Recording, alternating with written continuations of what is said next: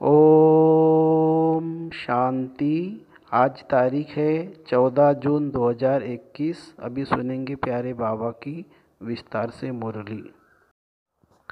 मीठे बच्चे, बाप के साथ साथ तभी चल सकेंगे जब इस पुरानी दुनिया से बेहद का वैराग्य होगा। प्रश्न: भगवान समर्थ होते हुए भी उसके रचे हुए यज्ञ में विघ्न क्यों पड़ते हैं? उत्तर: क्योंकि रावण भगवान से भी तीखा है। जरूर जब उसका राज्य छीना जाएगा तो वह विघ्न डालेगा ही। शुरू से लेकर ड्रामा अनुसार इस यज्ञ में विघ्न पड़ते ही आए हैं, पड़ने ही है। हम पतित दुनिया से पावन दुनिया में ट्रांसफ़र हो रहे हैं तो जरूर पतित मनुष्य विघ्न डालेंगे ही। गीत है: ओ दूर के मुसाफिर, ओ दूर के मुसाफिर, हमको भी साथ ले ले रे, हम रह गए अकेले। ओम शांति। मीठे मीठे रूहानी बच्चों ने गीत की लाइन सुनी। जैसे वेद शास्त्र आदि भक्ति मार्ग का रास्ता बताते हैं, वैसे गीत भी थोड़ा रास्ता बताते हैं। ये तो कुछ समझते नहीं है। शास्त्रों की कथाएं आदि सुनना वह जैसे कनरस। बच्चे जानते दूर देश का मुसाफिर किसको कहा जाता है। आत्मा जानती है हम भी दूर के मुसाफिर हैं, हमारा घर शांति धाम है। मनुष्य इन बातों को नहीं समझे तो गोया कुछ भी नहीं समझे। बाप को न जानने से सृष्टि चक्र को कोई नहीं जानते हैं। यह आत्मा समझती है कि शिव बाबा कहते हैं, मैं टेम्पररी जीव आत्मा बनता हूँ। तुम स्थायी जीव आत्मा हो, मैं सिर्फ संगम पर ही टेम्पररी जीव आत्मा हूँ, सो भी तुम्हारी मुवाफिक नहीं बनता। मैं इस जीव में प्रवेश करता हूँ अपना परिचय देने, नहीं तो तुमको परिचय कैसे मिले। बाप ने समझाया है, रूहानी बाप एक ही है जिसको शिव बाबा अथवा भगवान कहते हैं, दूसरा कोई नहीं जानते। इसमें पवित्रता का भी बंधन है। बड़े ते बड़ा बंधन है अपने को आत्मा समझना। जिस दूर के मुसाफिर पतित पावन को भक्ति मार्ग में याद करते हैं, वह रूहानी बाप समझाते हैं कि मैं सबको ले चलूँगा, किसी को भी छोड़ नहीं जाऊँगा। वापिस तो सबको जाना है, प्रलय भी नहीं होनी है, प्रलय भी नहीं होनी है। भारत खंड तो रहता ही है, भारत खंड का कभी विनाश होता है, भारत खंड का कभी विनाश नहीं होता है। सत्युग आदि में सिर्फ भारत खंड ही रहता है। कलप के संगम पर जब बाप आते हैं तो आदि सनातन देवी देवता धर्म स्थापन करना होता है, बाकी सब धर्म विनाश होने हैं। तुम भी आदि सनातन देवी देवता धर्म स्थापन करने में मदद कर रहे हो। तो गीत सुना, कहते हैं बाबा हमको भी साथ ले चलो। बाप कहते ऐसे साथ में कोई चल न सके जब तक पुरानी दुनिया से वैराग्य न आए। नया मकान बनना है तो पुराने से दिल टूट जाती है। तुम भी जानते हो यह पुरानी दुनिया ख़त्म होनी है, अब नई दुनिया में चलना है। जब तक सत्व प्रधान नहीं बनेंगे तब तक सत्व प्रधान देवी देवता बन नहीं सकेंगे। इसलिए बाबा बार बार समझाते हैं, अपने को आत्मा समझ बाप को याद करते रहो। सदगति करने वाला दूर का मुसाफिर एक ही आया हुआ है, उनकी दुनिया नहीं जानती, उनको दुनिया नहीं जानती। सर्वव्यापी कह दिया है। अगर तुम बच्चे नंबरवार पुरुषार्थ अनुसार जानते हो कि हम शिव बाबा की संतान है, आते भी है तो समझते हैं हम बाप दादा के पास जाते हैं, तो यह फैमिली हो गई। यह है ईश्वरीय फैमिली। किसी को बहुत बच्चे होते हैं तो बड़ा पलटन हो जाती है।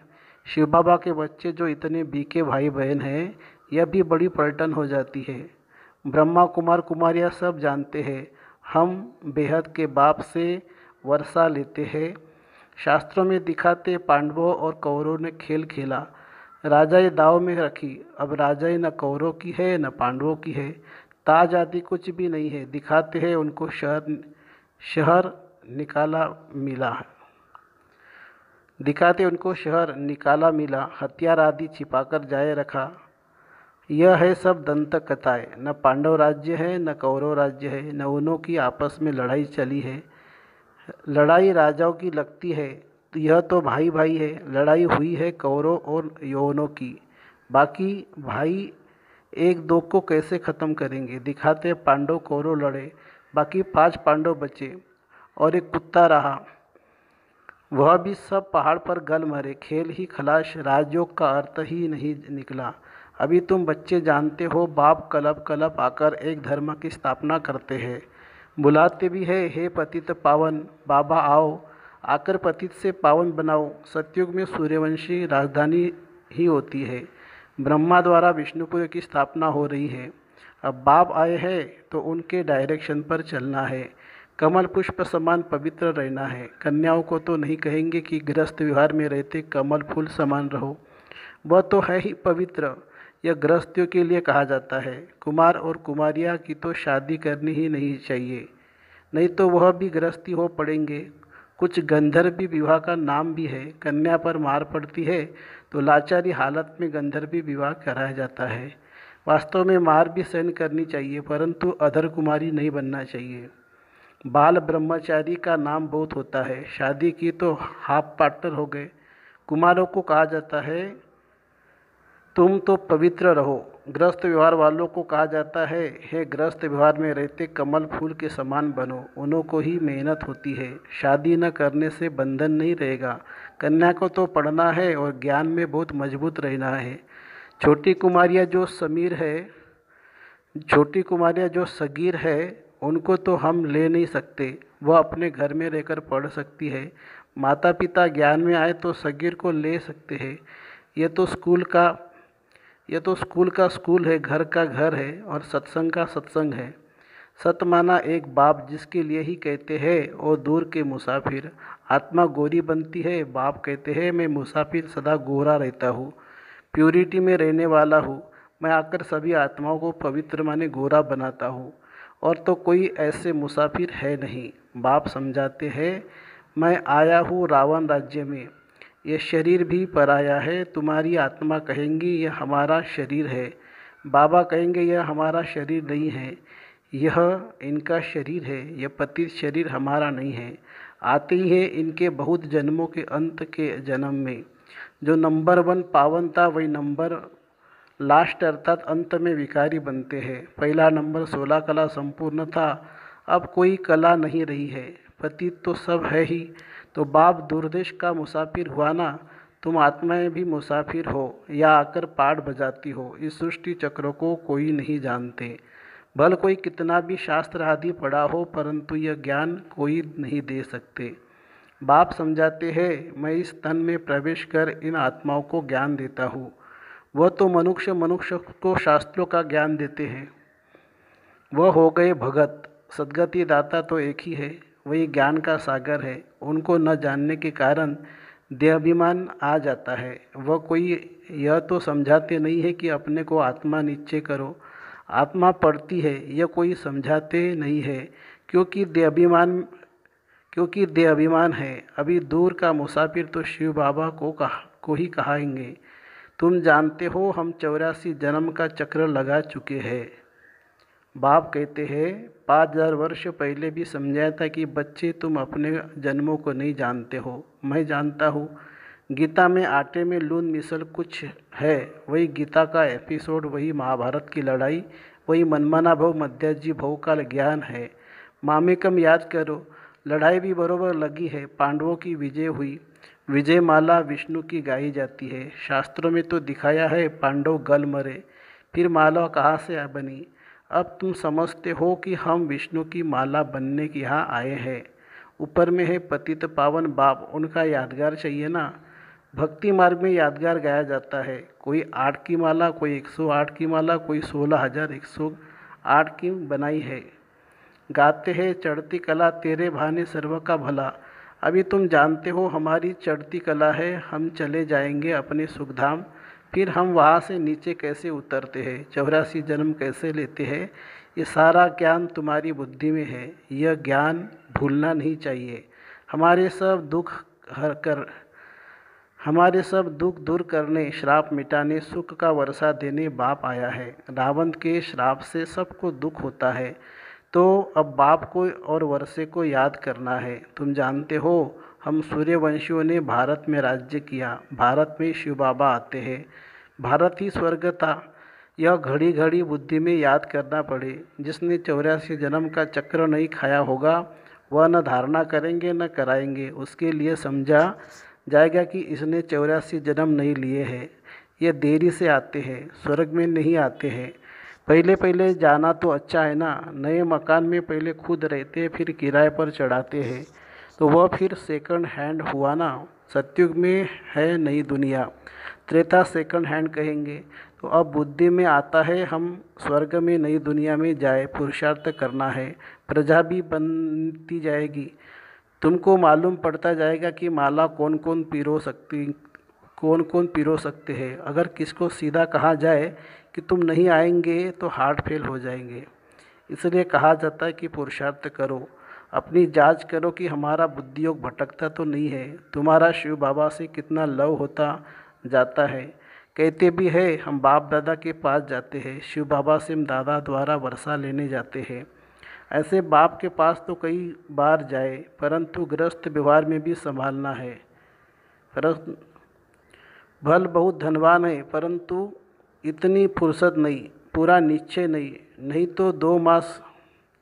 तो मास 2 मास बाद आकर रिफ्रेश हो सकते हैं। उनको घड़ी घड़ी कशिश होगी।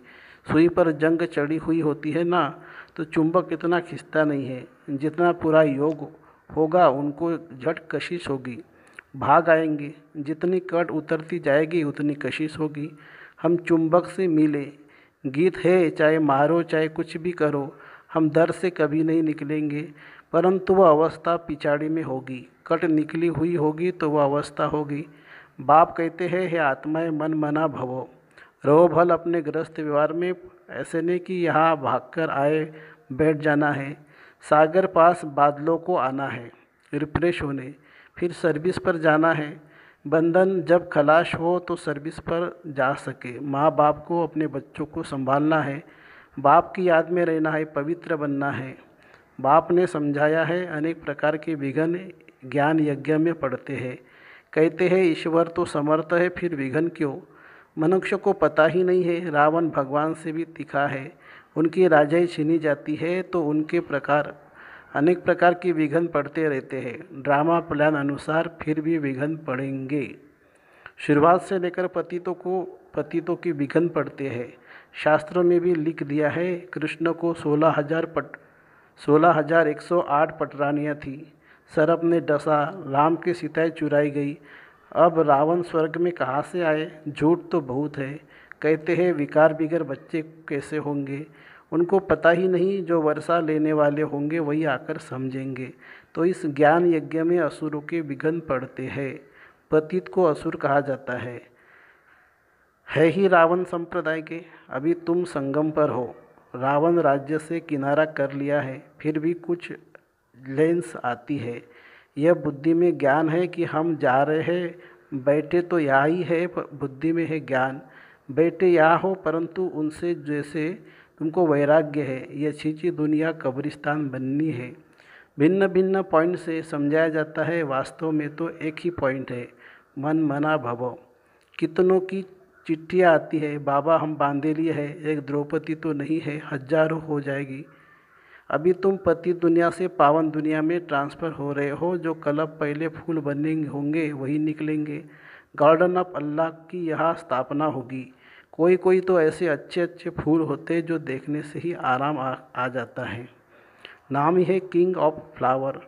5 रोज से रखा हो तो भी खिला रहेगा, खुशबू फैलती रहेगी। यहाँ भी जो बाप को याद करते और याद दिलाते हैं उनकी खुशबू फैलती है, सदैव खुश रहते हैं। ऐसे मीठे मीठे बच्चों को देख बाप हर्षित होते हैं। उन्हों के आगे बाबा की ज्ञान डांस अच्छी होती है। अच्छा, मीठे मीठे सिक्की लदे बच्चों प्रति माता पिता बाप दादा का याद प्यार और गुड मॉर्निंग। रूहानी बाप की रूहानी बच्चों को नमस्ते। हम रूहानी बच्चों की रूहानी माता पिता बाप दादा को याद प्यार, गुड मॉर्निंग और नमस्ते बाबा नमस्ते। धारणा के लिए मुख्य सार, ज्ञान और योग में मजबूत बनना है। अगर कोई बंधन नहीं है तो बंधनों में जानबूझकर फंसना नहीं है, बाल ब्रह्मचारी होकर रहना है।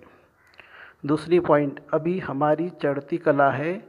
बाबा हमारे सब दुख दूर करने, श्राप मिटाए, वर्षा देने आए हैं। बाप और वर्षे को याद कर अपार खुशी में रहना है। जांच करनी है कि हमारा बुद्धियोग का भटकता तो नहीं है।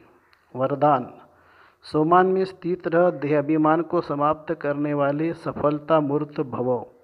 सोमान में स्थित रह देहाभिमान को समाप्त करने वाले सफलता मूर्त भव। जो बच्चे सोमान में स्थित रहते हैं वही बाप के हर फरमान का सहज ही पालन कर सकते हैं। सोमान भिन्न भिन्न प्रकार के हैं। देह अभिमान को समाप्त कर देता है, लेकिन जब सोमान से स्व शब्द भूल जाता है और मान शान में आ जाते हो तो एक ही शब्द की गलती से अनेक गलतियां होने लगती है। इसलिए मेहनत ज़्यादा और प्रत्यक्ष फल कम मिलता है, लेकिन सदा सोमान में स्थित रहो तो पुरुषार्थ व सेवा में सहज ही सफलता मूर्त बन जाएंगे।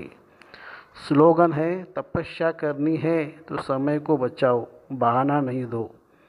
तपस्या करनी है तो समय को बचाओ, बहाना नहीं दो। अच्छा, ओम शांति शांति शांति। शुक्रिया बाबा, शुक्रिया। Thank you Baba, thank you.